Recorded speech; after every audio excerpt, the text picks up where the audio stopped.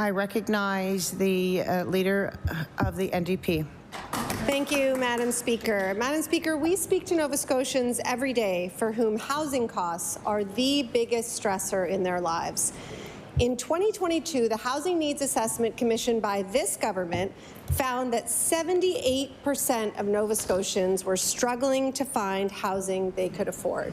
78%. We've seen no evidence of improvement, with many people from one end of the province to the other facing housing insecurity, inability to afford housing for the very first time in their lives. When will the Premier acknowledge that affordability is something that this government must meaningfully address? I recognize the Honourable Premier. Thank you, Madam Speaker. And we know that the best way to tackle the cost of living is by driving down the cost of homes and by driving down rental costs. This is the largest expense most people have. So that's why we're bringing down barriers to home construction. And our plan is working, Madam Speaker. Housing starts are up. Our plan will create more than 40,000 new units by 2028. The solution to the housing problem is more housing, Madam Speaker, and our plan is working. We've just continued to announce record investments in affordable housing. We will continue to get that work done, Madam Speaker, but the plan is working. I recognize the Honourable Leader of the NDP.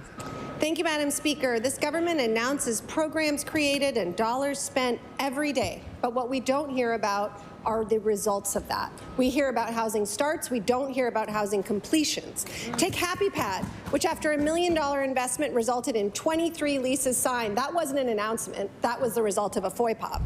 The fact that despite the 5% rent cap, actual rents increased this year by 18.2%.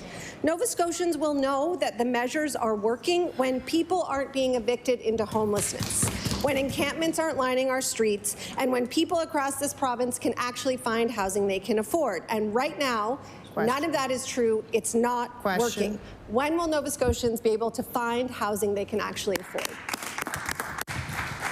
I recognize the Honourable Premier. Thank you, Madam Speaker. And it is true we're not shy about trying new things. Absolutely. I mean, I know the opposition wants us to keep trying the same old tired solutions to things that just really didn't solve the problem. We will try new things. Nova Scotians have a right to expect that. And housing starts are up. That is a good thing. There are more doctors, there are more nurses, there are more homes. That is evidence that our plan is working. We know there's work to be done, Madam Speaker, but we will continue to do it, and we will not be shy to try new things on behalf of Nova Scotians.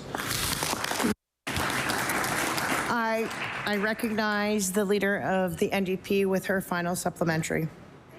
A new thing, invest in the non-market housing sector.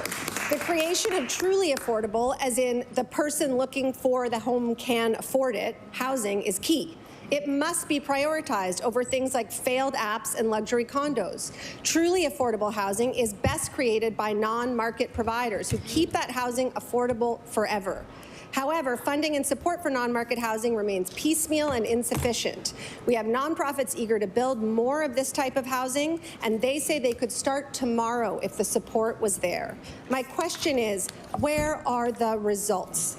Why is this government failing to incentivize and build the truly affordable housing that Nova Scotians need?